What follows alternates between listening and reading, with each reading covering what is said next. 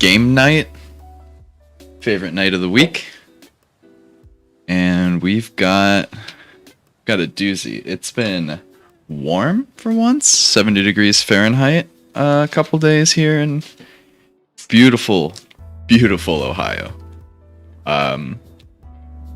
And because of that, I was able to sit outside and do some writing, which is usually when I do my best writing. So, we've got old notes from last week and a whole bunch of handwritten stuff. It's kind of hard to show. Maybe I'll move the camera. It usually requires me taking apart the mic, though, to use the boom arm as a bit of a camera stand. Let me know how the levels are, if I'm coming in too hot, or if everything's nice and smooth. So, we left the party with a little bit of a party split, but no big deal. Nothing like some of the more extreme party splits that we've had before in the campaign. We find ourselves on a plane that really only has humans for the immediate area that our players find themselves in. These humans are quite bigoted towards non-human races. A lot of them live in fear of the animals that live in the region. Some of the beasts grow quite large, and we have legitimate Godzillas wandering through the landscapes as well.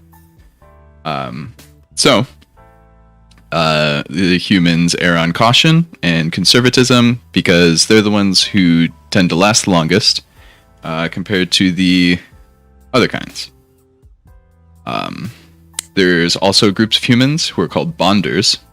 There's a strange mystical connection with these bonders and an animal out there in the wilderness, where they form an empathic link, very similar to like familiars or like paladin mounts or animal companions of druids and whatnot. This can happen to any human on Ikoria. Trademark. So, being that half of the party is not human, and some look monstrous, like Grok the Kenku,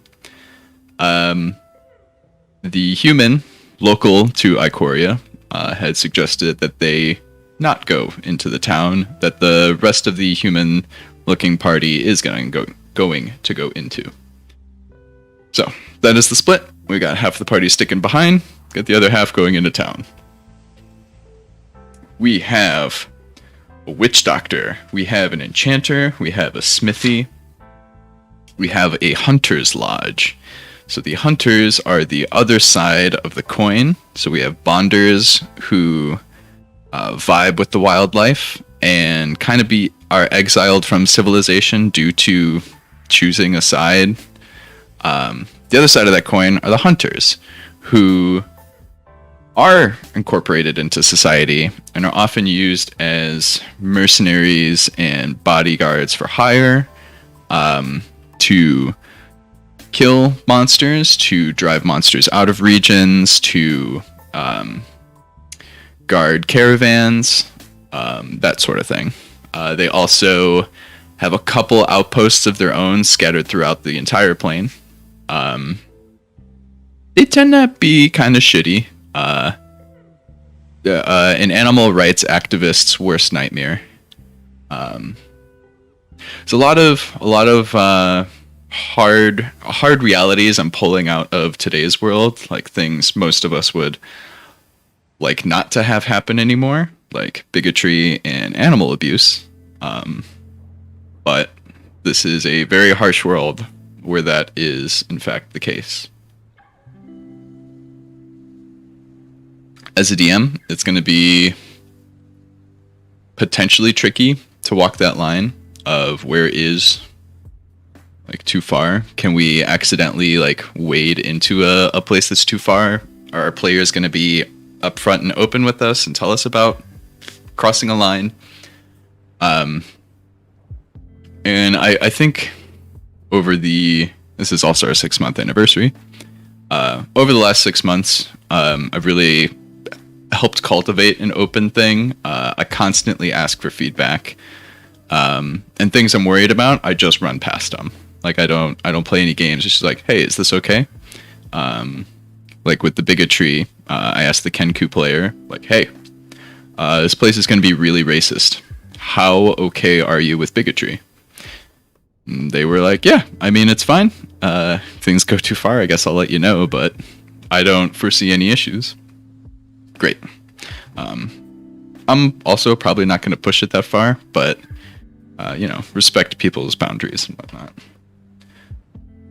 So, the hunters have a lodge, and they are going to be hired to kind of gather a group of people, including other hunters and people who just want to tag along and get paid for it, to clear out this group of basically griffins, but like lion bodies with hawk other things and talons and fun stuff. Actually, let me check our audio levels real quick. So last week's game was unwatchable. The audio was just atrocious. I updated Streamlabs, or what do I use?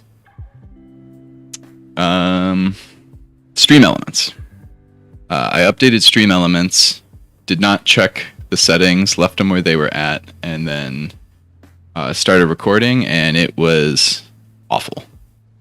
It sounded really bad, and I feel kind of bad for putting that really poorly made content out there. Okay, we sound pretty good. That's not too bad. It's a little hot. It's a little hot. Back it away. Test. It's a little hot. Back it away. Test. Think that's pretty good. Turn it up all the way. Think that's pretty good. Turn it up all the way. Think that's pretty good. All right, we're back. So, hunting lodge, they're going to go clear that out. That's a potential for them. I foresee them not following that quest line. It's totally fine. They probably shouldn't, but it's there. The Enchanter is a key NPC interaction in this town. The Enchanter is looking for pure forms of the crystals. They're going to learn basically this entire table I'm going to give them. They're going to learn the mechanics of the crystals, the importance of the crystals that grow all over this plane. Get all of that. The Enchanter also lives in this like cool little Middle Eastern looking cottage thing. I don't know if you guys can see that at all, but I was feeling a little creative. Decided to sketch it out real quick sketch.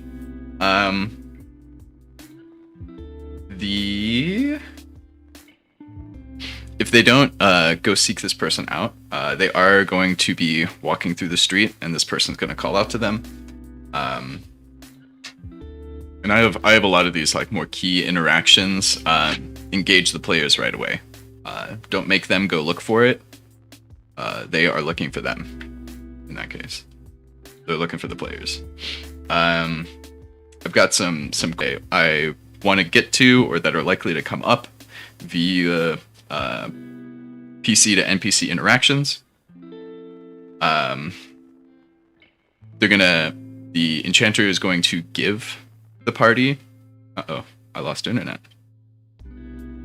Are we back? Alright, my internet is getting real funky today. I hope it clears up. It's dropped like 2 or 3 times in the last 30 minutes. So the Enchanter is going to be giving our players one of these pure crystals, so they also now have a 1-to-1 comparison as they were out in the wild. Crystal's nothing crazy. It's a pure chartreuse, which, if we're looking at this table here, communication stone, telepathy with a paired bond. They don't have a second stone to make a paired bond. So it's going to act as a warning stone. Depending on how large of a creature is nearby them, the stone will begin to glow, and it'll glow brighter the closer and larger the beast is. Kind of goes into this whole, everything's got this interconnected energy flow on this plane. And that is just an expression of that energy. Another things, we've got a library upstairs in this cute little place this Enchanter's at. Has several books. And like starts copying them into things. I think that's how I'm going to relay this information to them, so that they can be like, oh, okay, yeah, okay, here's the information for the crystals, here's what we can expect. That also leaves me as the DM room to fiddle with things as we are kind of play testing all of this written stuff out. And then a bunch of blank pages in the books too, that gives any character that wants to kind of like latch onto this an avenue to express it, like they're colonists on Columbus's ship and they just got to the Bahamas and the Galapagos, and they're trying to draw all these weird creatures and plants and stuff. If they want to like have that kind of thing, it's right there. Got them the book, the journal, what have you, right there. Quick explanation of that stone. That's mostly the Enchanter interaction. I've got the Witch Doctor, which is basically going to give them a few Pokeballs, and they're going to have to go to these like elemental ley lines on not very far from this town. One's up in the mountains near a smaller caldera that lava's pouring out of for the fire elemental. One is in this like pool that's on this lifted piece of rock that hangs out on the coast just over the ocean. That's where the water elemental is going to be. Earth elemental is going to be kind of like, I thought like a snake form, like one of the Ikorian tusks kind of just like slithers out, and the tusk was actually like its tail or maybe its face. But like leaning even more into the whole Pokemon thing, kind of an Onyx. So great. And then the air elemental, I'm actually just going to give to them. The air elemental is going to be an accident where, not the first time they set it up to capture the elemental, but the second elemental that they try and capture, they're going to set the thing down. They're going to try and back away from it. They have to get this elemental to walk over this capture jar, right?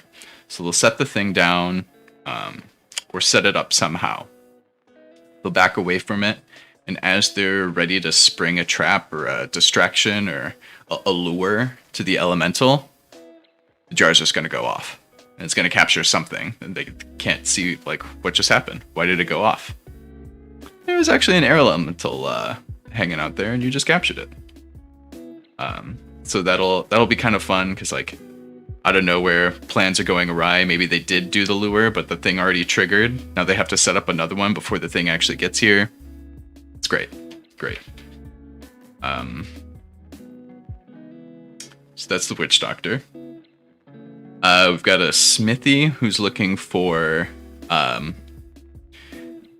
basically meteoric iron. The stuff you've seen probably some knives made out of on YouTube or something, where it's just steel or iron from a meteor.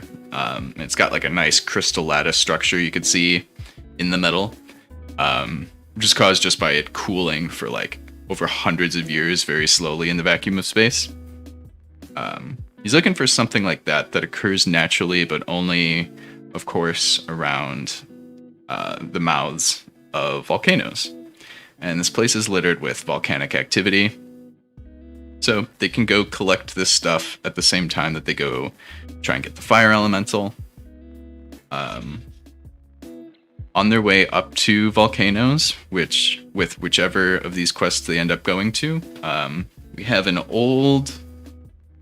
Go grab it in a minute. We have an old kind of cutscene that I wrote that was originally supposed to introduce dragons, but this will introduce the one of the apex of Ikoria, and since we're in Raugrin, this would be Vadrock, the apex of thunder, which is basically a elemental dragon that's also kind of an apex predator cat as well. It's a whole mix of things. Can look pretty cool though. Somewhat related to the sky cats the hunters are going to go clear out in the other quest we talked about earlier. But draconic and elemental as well. So that'll be cool. They'll see a dragon that can cast spells, get killed, and then crash kind of near them, but not like next to them. Then we got a couple points of interest. They'll find a small cave with some scaly eggs sitting in a nest. Eggs are as big as basketballs. That's all the information I'm going to give them. That's all the information I have. If they take them, I guess they can figure out what they are later. If they leave them alone, that's also fine. They stick around for a really, really long time, something's going to show up. If they choose to do nothing, we'll move on to what happens to the rest of the party as the half that went into town are in town. There could be an ambush caravan being picked apart by terror raptors, which they could stumble across and pick through as well. And as the group that's leaving town is leaving, a Raugrin guide will approach them and offer services to help them through the area and wherever they happen to be going. Witch Doctor, yep, got it. Alright, other people outside of town are posted up somewhere. I'm gonna have one of the old PCs, who's now an NPC, that all the party really has an attachment to because he is a cute little mushroom man who does no wrong. Little mushroom man is going to be following these dragonfly, butterfly looking creatures that are hanging around basically fire dandelions called ember blooms. He's gonna kind of be following, having a good time, just enjoying the warm weather, chasing dragonflies. And he's gonna wander over towards the bridge that heads to town. This bridge is covered in steam. This produces this veil that hides this town from all these terrible, horrific beasts, which is why the town has some semblance of stability. The little mushroom man is going to be confronted suddenly with a caravan he did not see or hear coming. Human, one of the guards on the caravan, is going to lash his whip out and Indiana Jones wrap around the little mushroom man, and he's going to yank him back, grab the mushroom man, and then the caravan's going to get going and keep going. Whole rest of the party is going to see their little mushroom man get captured, and they're going to have to confront them. The thing is, none of these people look remotely human, and it's going to cause a kerfuffle. Our one player, the Kenku, has told me that he wants to kind of move his character into a more diplomatic lane, kind of like a Tyrion Lannister sort of role. So I'm going to give him this opportunity to try and de-escalate things and talk things out. I have no idea how he's going to do it, but we'll see what he can come up with. If he doesn't come up with anything like honestly that good, they're just gonna attack. They don't trust anything. This bird's talking to them in their language, and that's gonna freak them the fuck out.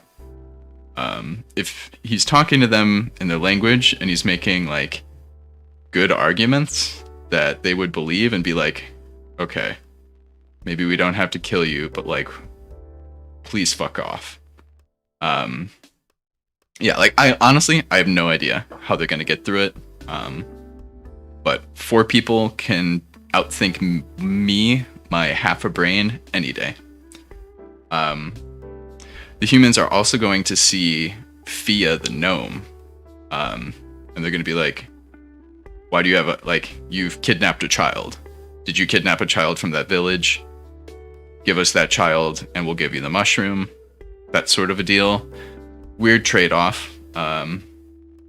Hopefully Fia the gnome can just think, okay, bring me back to the village. They'll let me go in the village and then I'll just walk out and leave.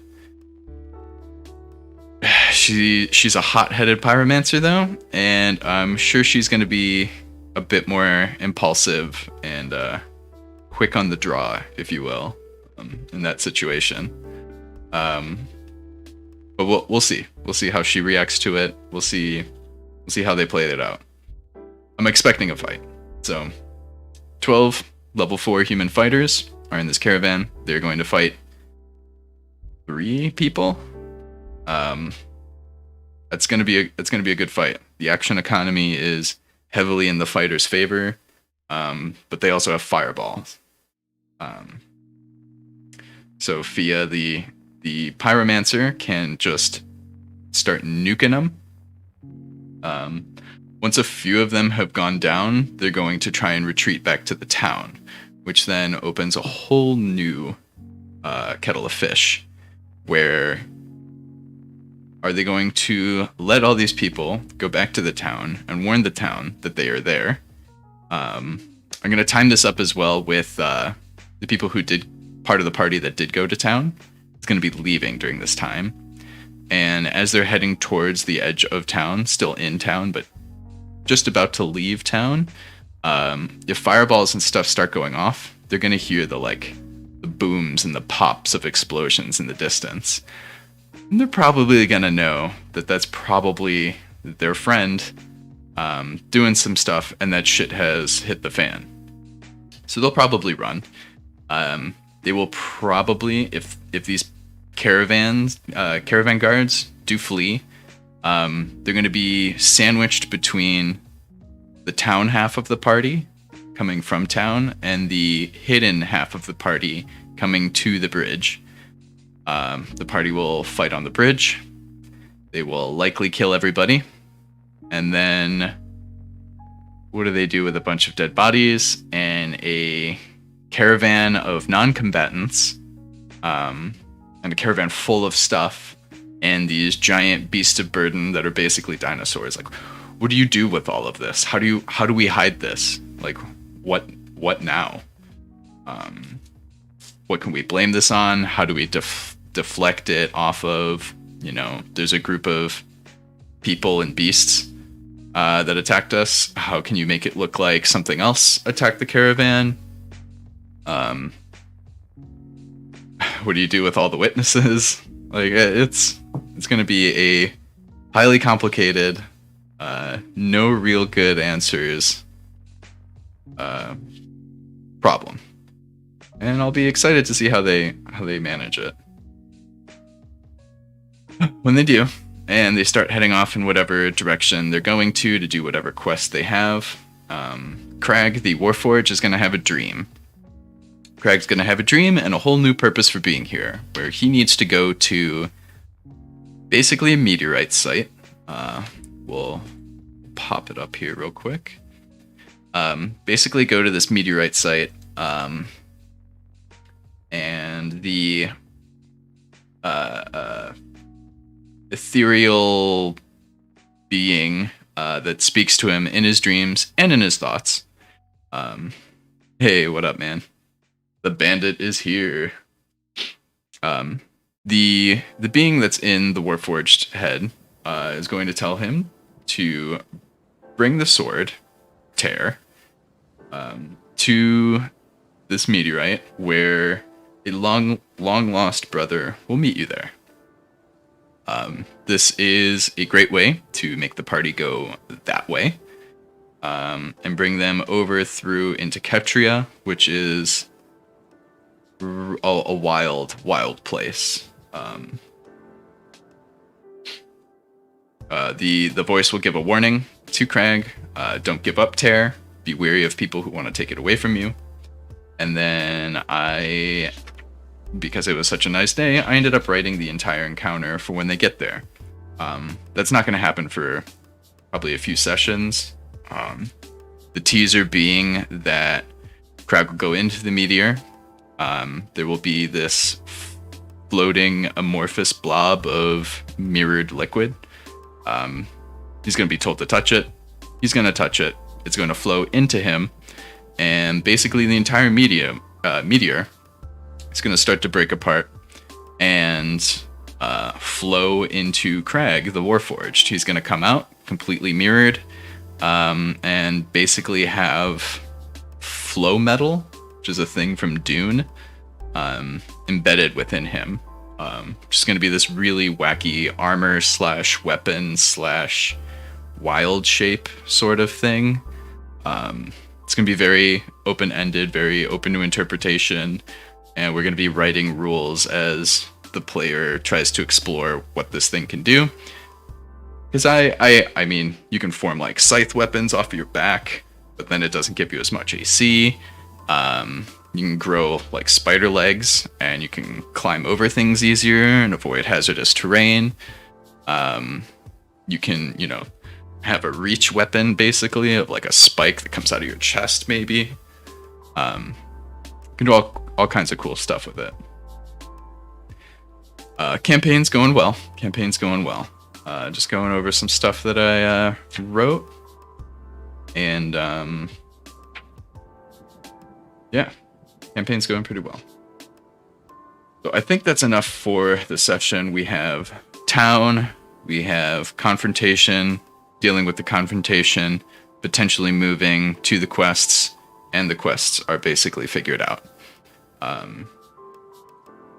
We can write a bit with like the whole gathering of metal kind of quest and make something interesting there. So right now it's just kind of lame that they go there, they find the thing, they're going to run into a fire elemental either way, they fight it, they kill it, they gather metal, they bring it back. I'd like there to be something cool about the actual act of gathering. So it's not just you go, you do the thing, and you come back, because I know one of my players is going to be like, okay, can we just go do the thing and come back? Absolutely not. Absolutely not. It's got to be much more complicated than that. Or at least more interesting. Maybe not more complicated. Yeah, so we can do a little work on that together. Bandit King, how are you doing?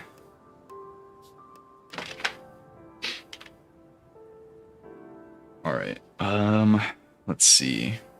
It's called a MacGuffin when you have to just like go grab the thing, right? Not the colloquial for it. Or is Coville will call it the quest plot coupons. Yeah.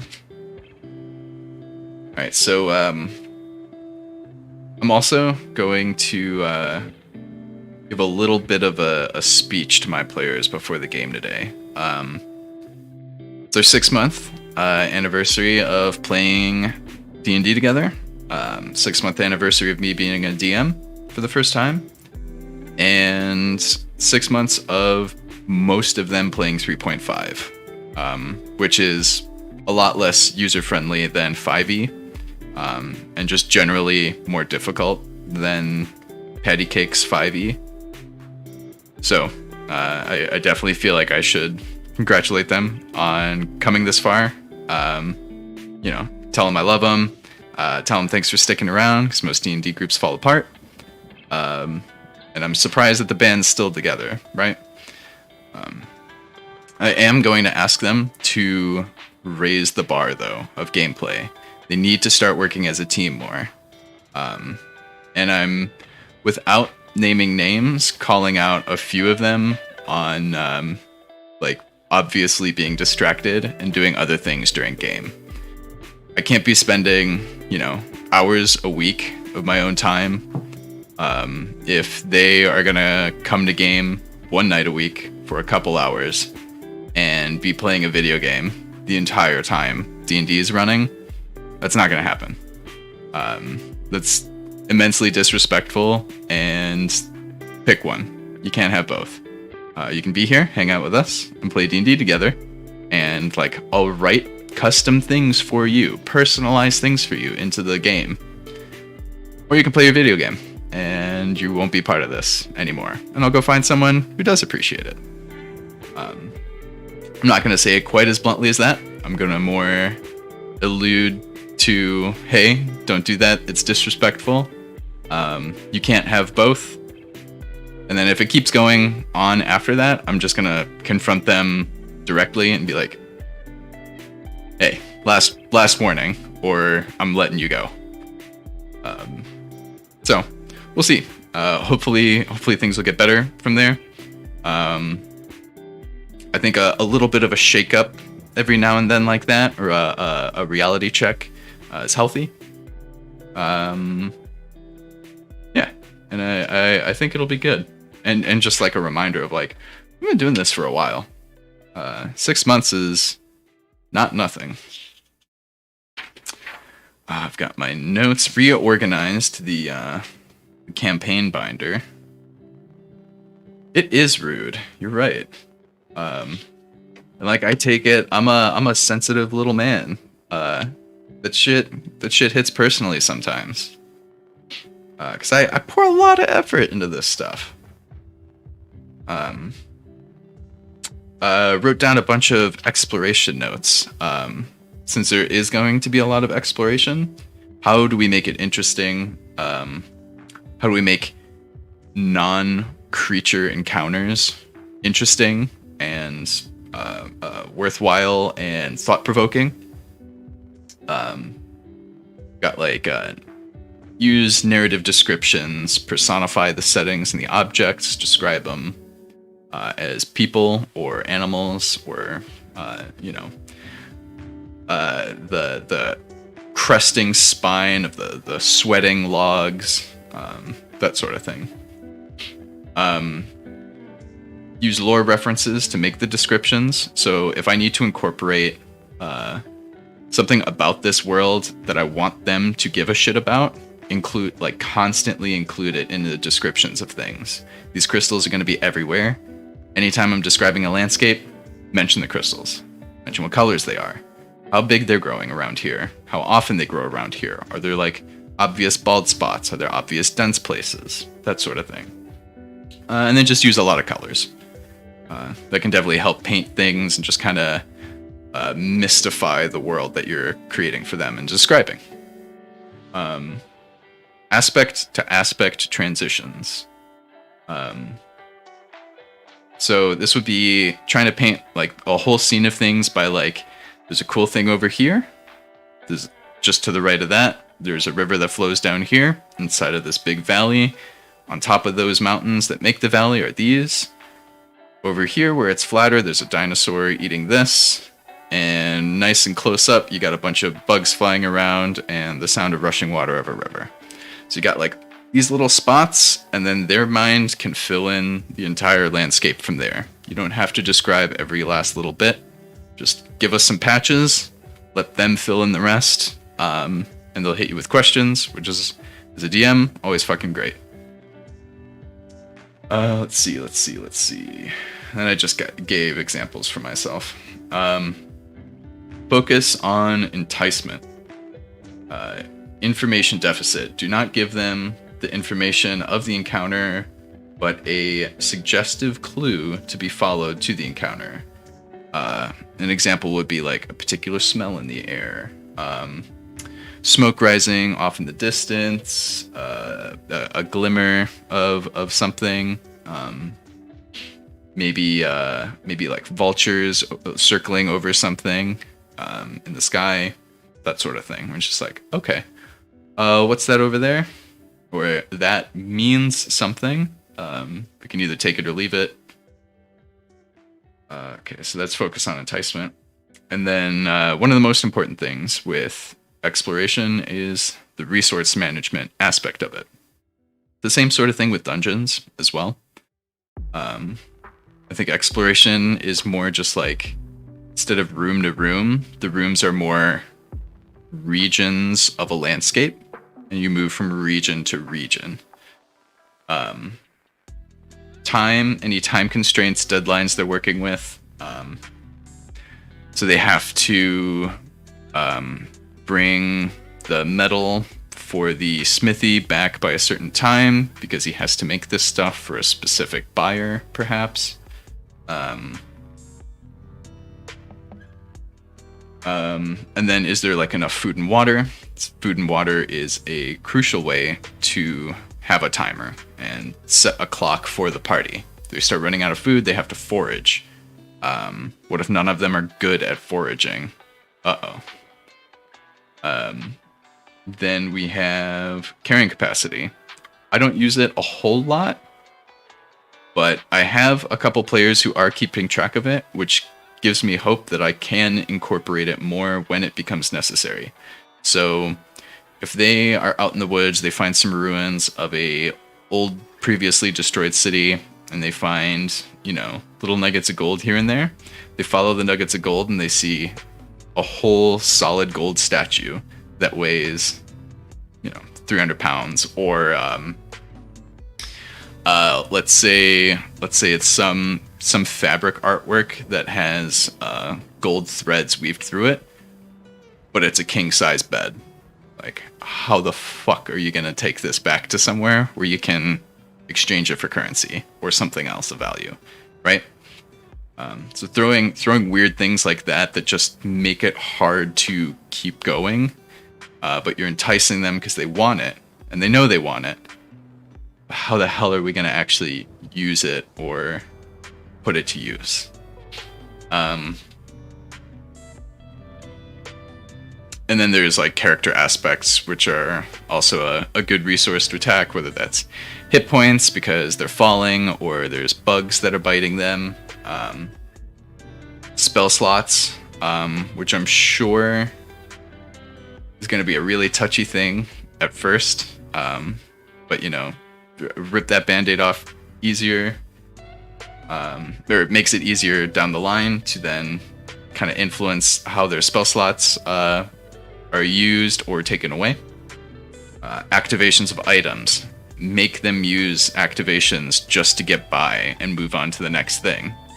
Depletes them further and further, and they start feeling that stress and anxiety of, wait, I only have one more of these left today, and we still have like a whole lot of forest to go through. And then attacking potentially hit dice or the ability scores. If there are blood-sucking bugs, let's say they're asleep at night, one person fails a fortitude save to stay up mid-shift in the night, and 2 or 3 of them get, cat-sized mosquitoes sucking the blood out of them, and they lose a D4 of Constitution for like a week. That's a pretty big deal. It's a really big deal if it happens again, too. So, good stuff.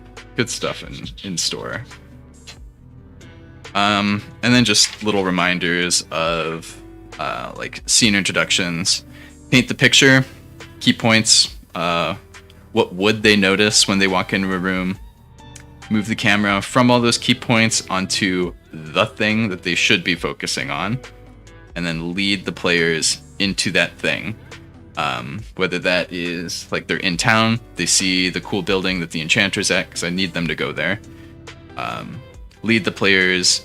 The witch doctor calls out to them as they're walking to the Enchanter's place. As they're leaving, the guide runs up to them and asks, or doesn't ask, but like, he's posted up on the edge of the wall, and he like shouts out to them, "Hey, you're not from around here, right?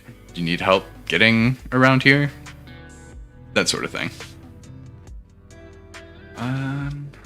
That's mostly it.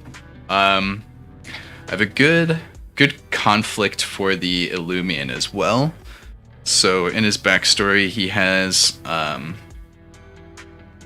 his training as a Duskblade, where he went off to boarding school with the Drow. They taught him these cool things. He came back. He became a Navy SEAL for the Illumians, and that's why he's doing this interplanar stuff now. Basically, special operations and intel gathering now. Turns out the Drow that he was with harbor this really, really ancient grudge against the elves for a story that's been repeated 1,000 times through many centuries, where they felt betrayed by the high elves that stayed above land, and these elves that previously weren't Drow were damned to the Underdark because of it and became the Drow. When actually, it's kind of not what really happened. He's going to learn the truth about what really happened, and then also find out that the Drow are basically planning on holocausting the elves. And he's going to have to reckon with that. Does he stay by the Drow side because he grew up with them and he wouldn't really be who he is today without them? Or is he, not let the Nazis do what they did? We'll see. That'll be a fun, tense moment for the character.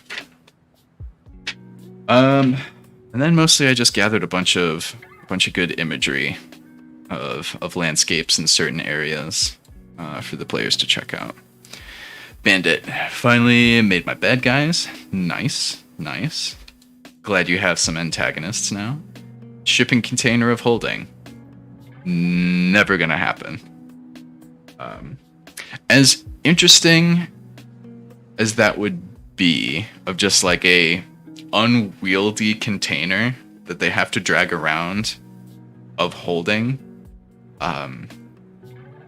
Actually, no, that's pretty interesting.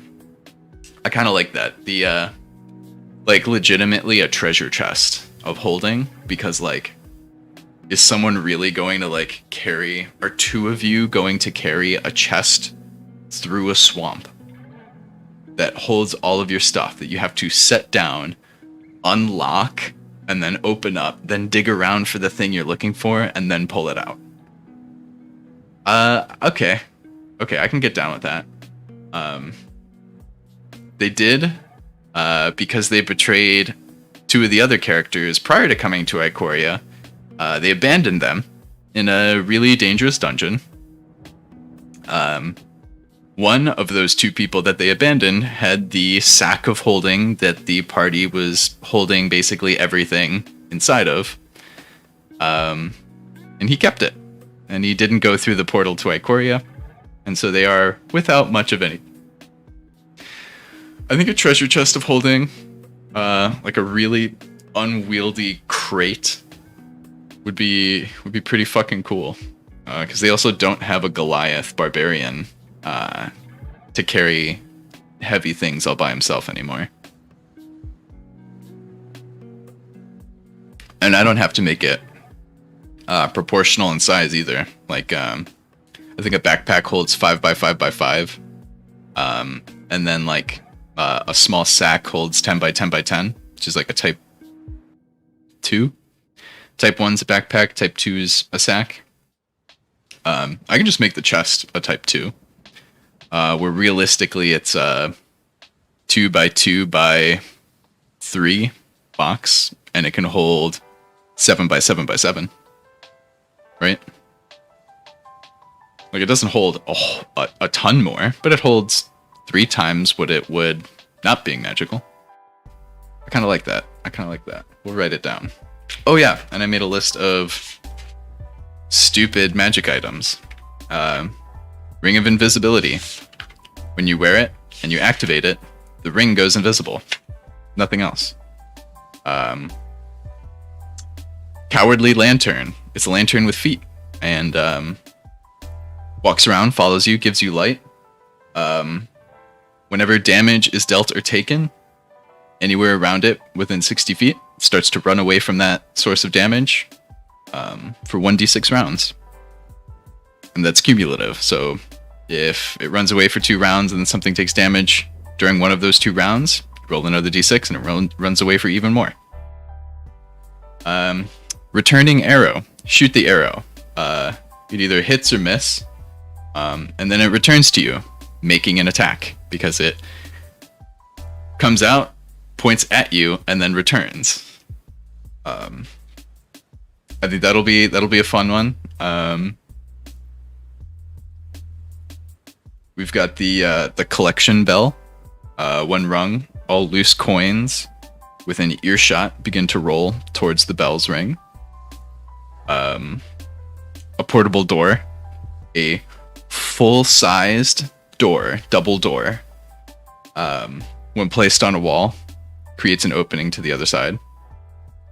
Useful item, unwieldy and large. Ring of Petty Revenge. This is actually kind of a cool item.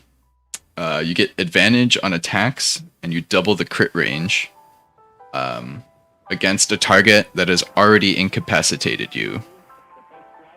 So you go down to 0. Someone brings you back. You get advantage on all your attacks against the thing that brought you down, and you get a double crit range. So you're much more likely to do a critical hit. Pretty cool. It's going to be super useful against big bads. But you're probably not going to be at more than 20 hit points trying to swing at a big bad that had downed you. So it's I think it's fair use. And then I came up with a sword for Grok the Kenku because he's dipping into martial classes, but he's trying to be Tyrion Lannister and being diplomatic, but he also wants to be good at using a sword. I'm sure he'll figure something out. In the meantime, I will enable whatever he's trying to do. And I came up with a cool sword that kind of splits his image off, and he double teams things. Where on that until they attack him, they don't know which one's the illusion. But once they do attack, it's a 50-50 whether they attack him or the illusion. If they attack the illusion, they know it's an illusion, and then the effect is worn off. If not, it stays in effect until he attacks them, basically. Could be interesting. I'm excited to see how he uses it as I had not intended, and I eat my words on how less effective I thought it was.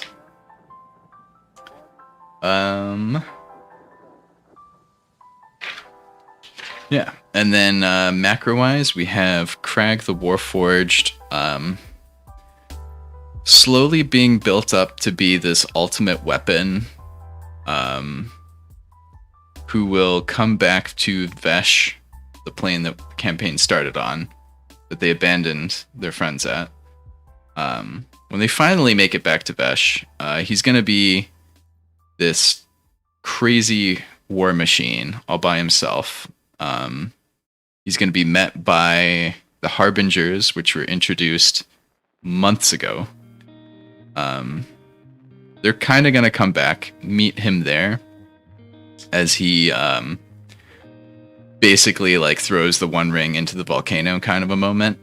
Like as that happens, the thing dies. Truvala, the continent he's from, like a bunch of the demons and stuff have been taken care of, and hordes of undead might suddenly fall over once he's done this great act. And the Creation Forge that all Warforged came from is started back up again. These things will pop out, and they are the primeval constructs from Mechanus, and they're basically forming a mechanized society that he may not have understood that he was working on. And they will also hate non-mechanized things and probably attack the rest of the party. That's subject to change because that is easily 100 sessions away from now. That is level like 16 to 18 plotline. We're at level 8, so we shall see. I will let everyone know, since the campaign was unwatchable last time, through a hurricane at the party, they just kind of sat there. One player tried to like start cutting these rock tusks down to form like a teepee or like any kind of structure for shelter, which was a great move, good direction. One player built a fire, and then she was like, all right, I'm done. That's all I need to do. I didn't totally know how to like edge things on more with her, because it's like there's a hurricane and you made a fire and you have no like restating the problem that she's faced with, being like, how are you're just fine, are you awaiting your death, how bad is it gonna get until you do like start to do like say, oh shit, what if you're dragged into the ocean, like just trying to like get her to think of it more as like a real being actually there, and thinking of it as, holy fuck, what would I do? Luckily, one of the players remembered that I had given them move earth and stone shape and control water before. They were able to make a hut. They started writing out the storm in the hut. Turns out the storm was the transport for one of the players, who's a storm lord, brought by one of the storm gods of the multiverse, to kind of watch out for Crag and make sure nothing gets too out of hand, which it of course is going to. He came by, and then I introduced the other player, who is a werepuma, who is the local, the native to the plane, but he's kind of been shunned from society since he is both beast and man, but he's not a bonder, but he's looking for the bonders, because he's like, if anyone's going to accept me anymore, it will be them, and I gotta figure this out. He's going to be a really interesting character. He's a war shaper as well, which has a lot of really flavorful things going on with it. And we're using some like old school D&D lycanthropy mechanics and concepts. Like once a month, he is at night just going to shift. He's not going to really have much control over it, at least not right away. As he progresses, as we level up and move on with the story, he's going to have more and more control of things.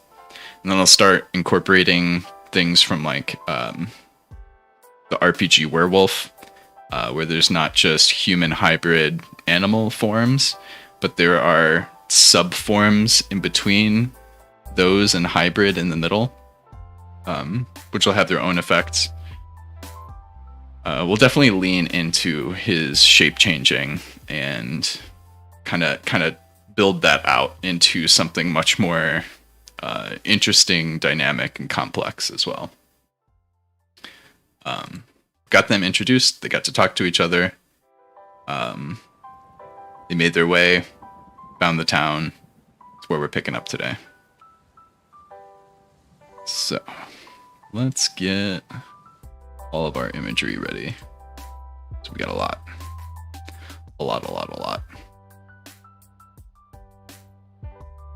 Got a floating city at one point, but not right away.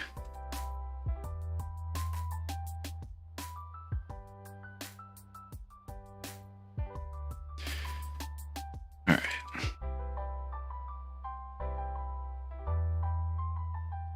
All right, so we're in Rogren for a while.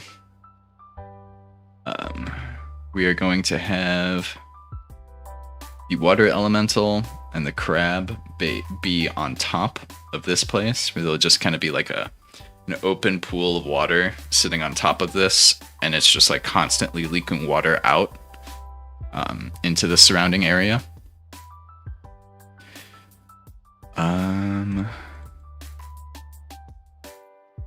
That's not the lava we want.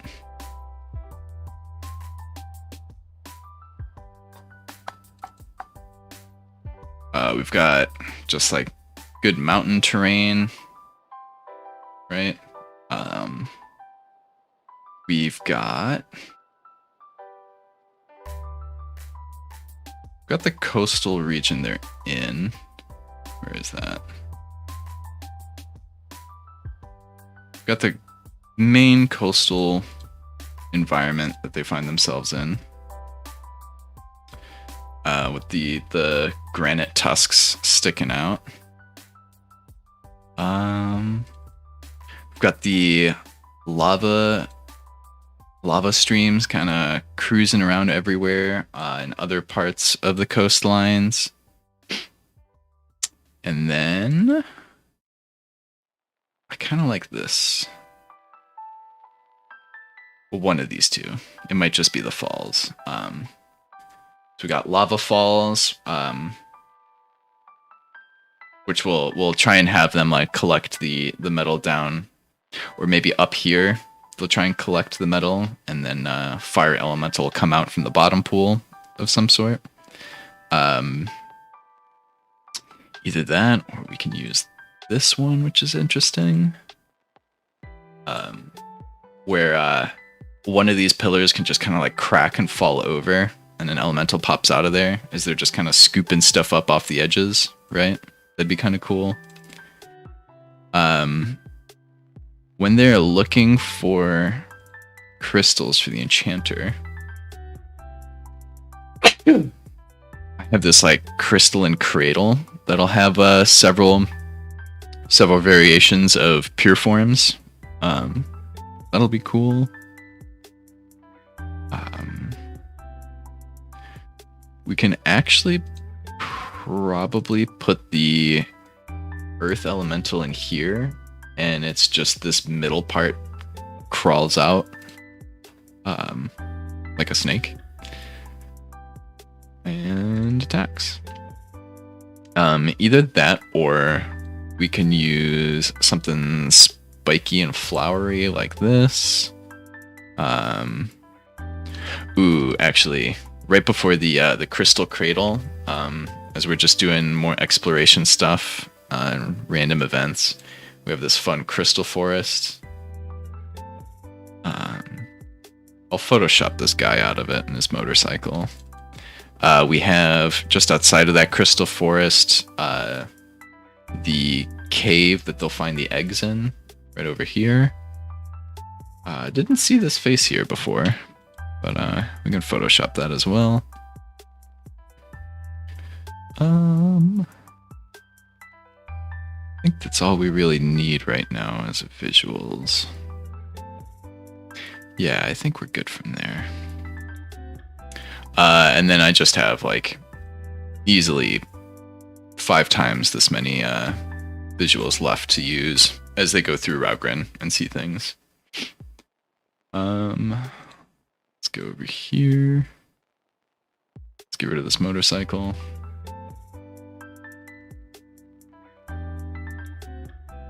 Thank you guys for watching. Got game in 30 minutes, so it will be interesting.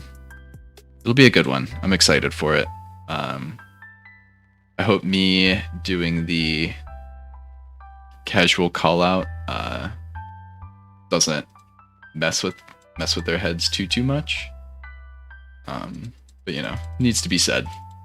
I'm not gonna let it stand. It's just unhealthy.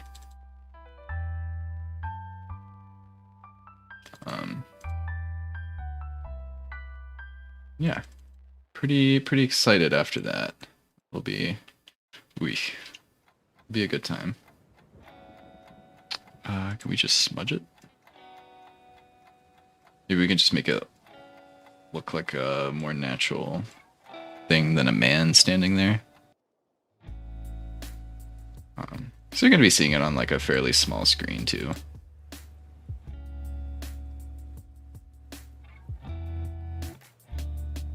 Just make it look like the general area around here. Boom. Like a man wasn't ever there.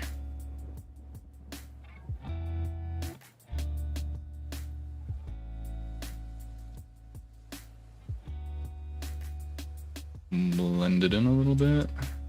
Smooth that out. Right. Get the stamp back. Bring in some textures here and there.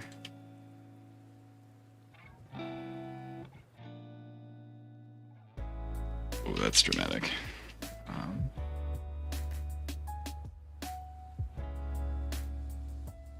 It's fair enough.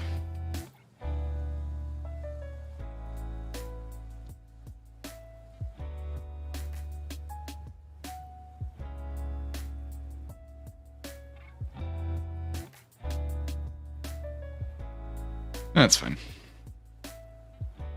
That'll work for us.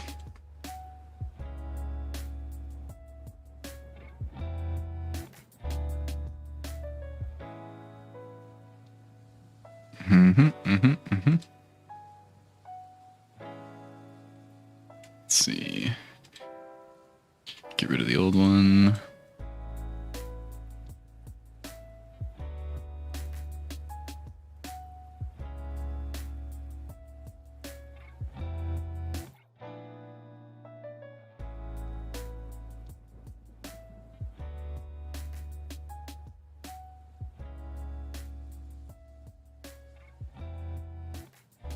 Actually, I'm gonna open up these two just to make them bigger. Their file, the image size is real small on these. Just make them a bit bigger so they look better on camera. Oh yeah, please.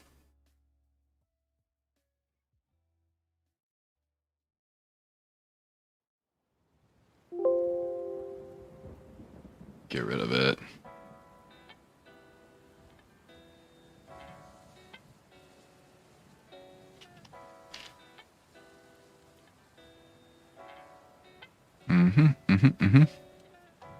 That's not what I want. Sure do. All right.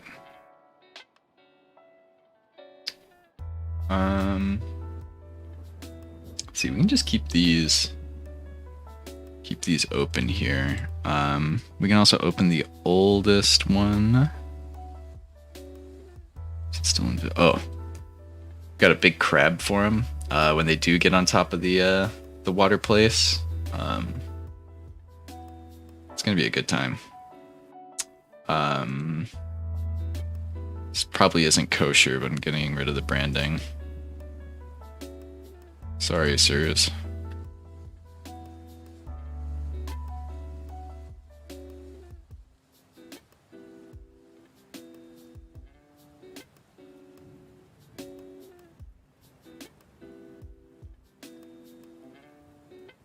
Oh yeah, that's gonna be a fun battle.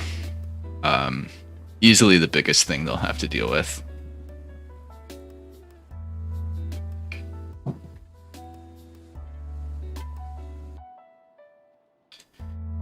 Yep. Alright, let's save it in the same folder we had the other shit. Okay. What else we need for today?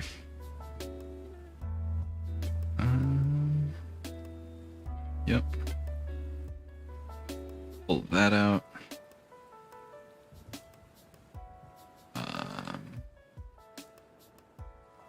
Can I not order these? Okay. Boom, boom, boom.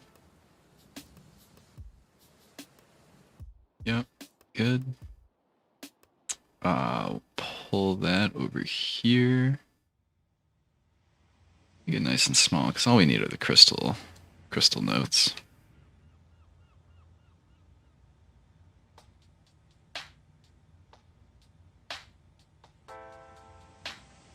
Mm-hmm. All right.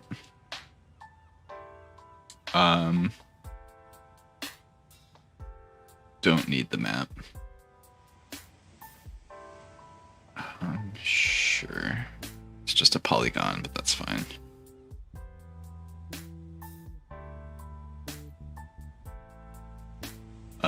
I think I have a Raugrin proper map, right? Pretty sure. Let's move all this new stuff over.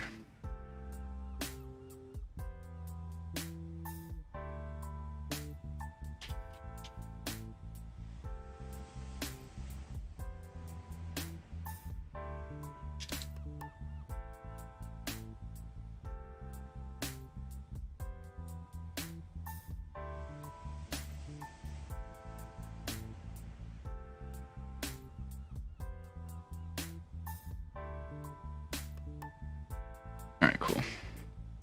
Just got a Raugrin file all set up. I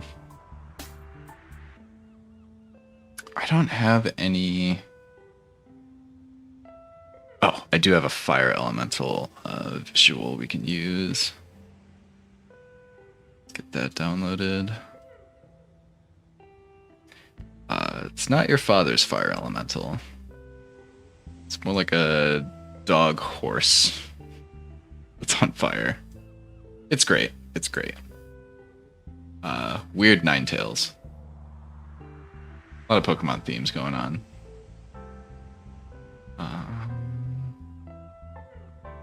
Yeah, we can open that up.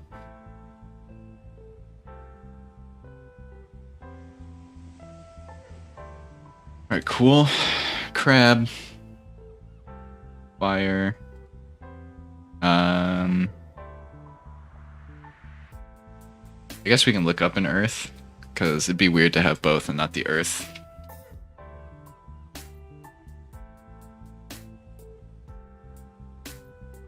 They're gonna look so bad, though. They're just like classically like big, bulky humanoid forms. I think that just looks bad. Like, why would it be humanoid? Why would it have arms and legs? That makes no sense to me. Let's see, Earth Elemental Snake. And we're gonna get like... That's not bad. We are not gonna get only Pokemon.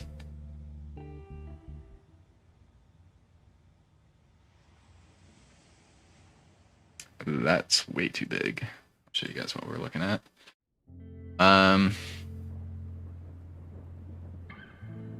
It's not exactly what we're looking for. Like this sort of a thing. Earth Spirit, is that what we're looking for? Maybe. Just need like something more amorphous, right? Even something like that would be better.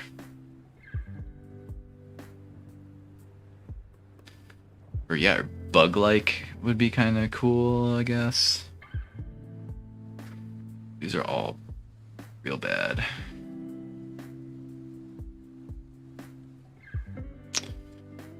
It's Pathfinder.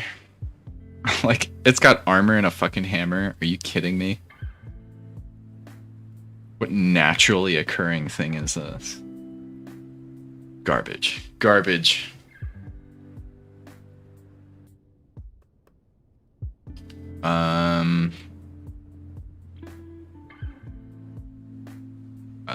Earth Spirit?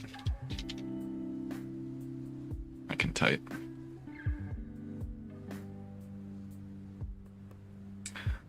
I don't know what that is, but that's kind of cool. I'm just gonna get a bunch of snakes, right?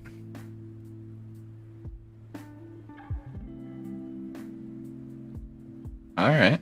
Alright.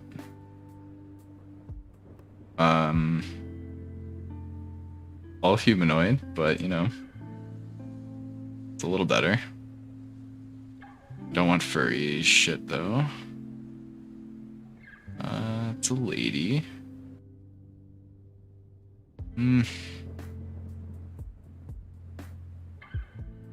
guess maybe a wolf is on the right track. Forest wolf is so cliche.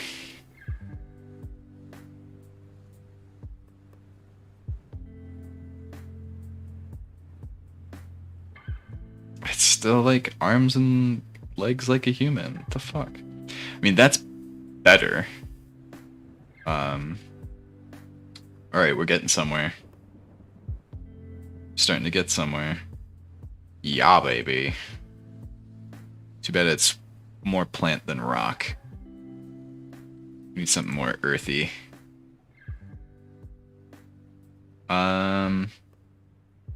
Okay. Fuck yeah. Alright, Pinterest board, what you got?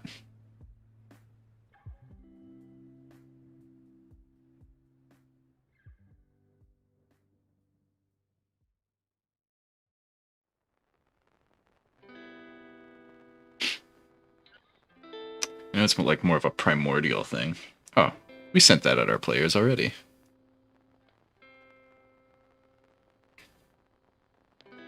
I love him. I love him so much. We're keeping him for later. Whoop.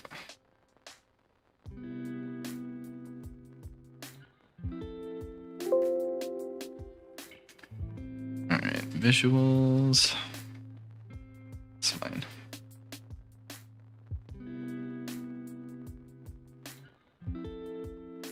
You can quit out of all these. Oh yeah, he's just great. What a guy. Earth Elemental, Earth Elemental. Hey. That's so fucking cute. Holy shit. Hold on, I gotta send that to the party.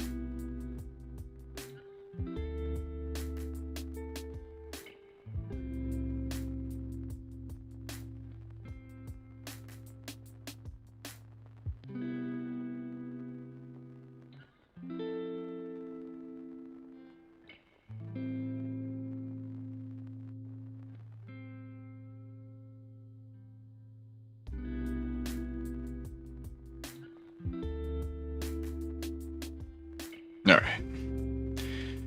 Cuteness achieved. Coming back. Oh. Phoenix. Nice, nice. That's kind of a cool water beast thing. Pinterest is a fucking shit, I'm telling you. It's so good.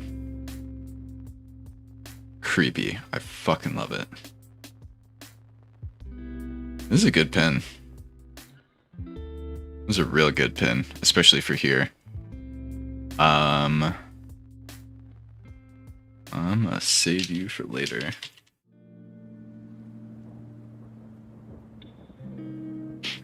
Alright. We still gotta get this Earth Elemental, though. We had this, like, tree dude. This guy. I don't hate him. I don't hate him at all.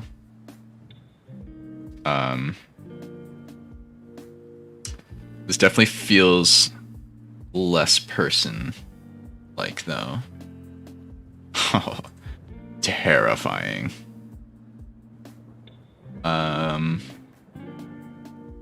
Yeah. Yeah. Okay. I've actually got a good spot for something like this. We've got just the terrain. So instead of that lake and having it come out of the lake, we're gonna do put him somewhere else.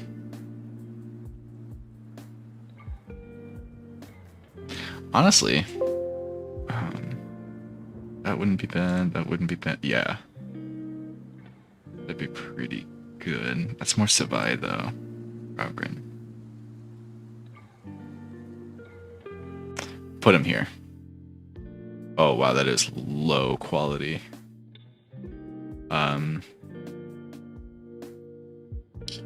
Alright, let's find a better version of that. That's really low quality.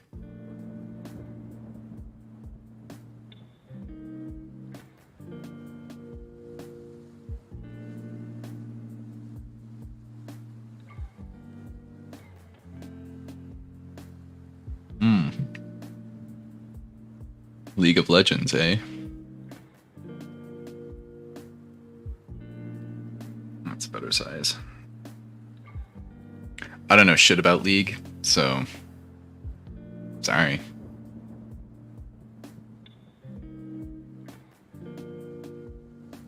Alright, let's open that up. Yeah, that's a lot better.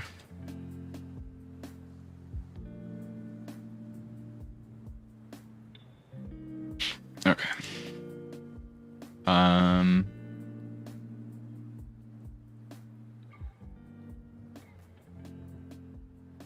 don't know how to move any of this shit. It's fine. Water. Here's the earth. Open. Wait, did we choose the earth man? This is the earth man. Absolutely the earth man.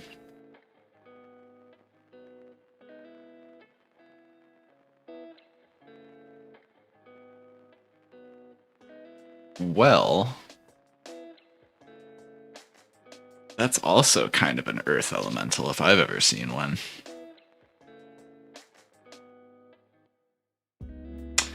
We can break earth elemental parity in a different session. We'll keep it classic for now. And then yeah.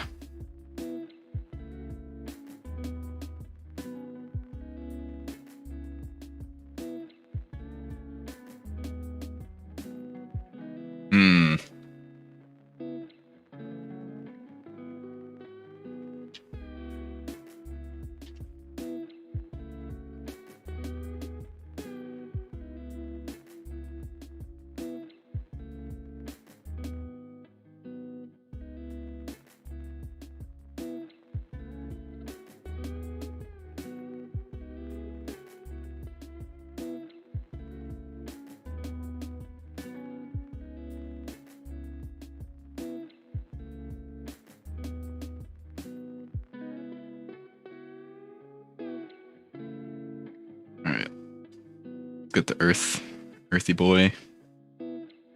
Terrifying earth man. Not him. Him.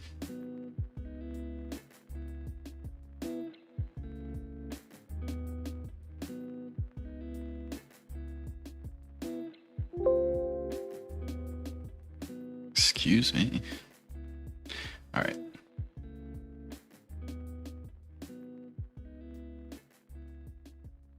Yeah, that looks terrifying. All right. Got everything.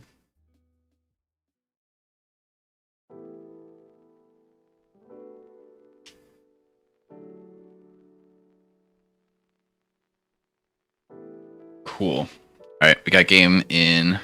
Well, we have the lobby's open in 15 minutes. Probably got game in like 45. I will see you all there. Hopefully the audio won't be complete shit this time, and it'll actually be watchable. Thanks for watching for a little bit of prep we got going on.